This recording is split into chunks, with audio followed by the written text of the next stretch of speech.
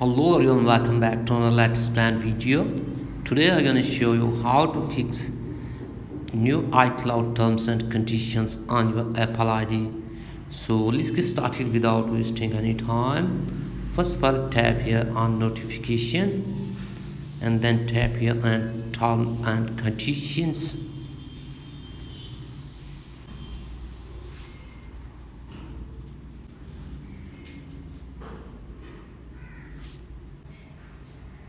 Now here are some terms and conditions. So what you have to do is just tap here on agree, again tap on agree,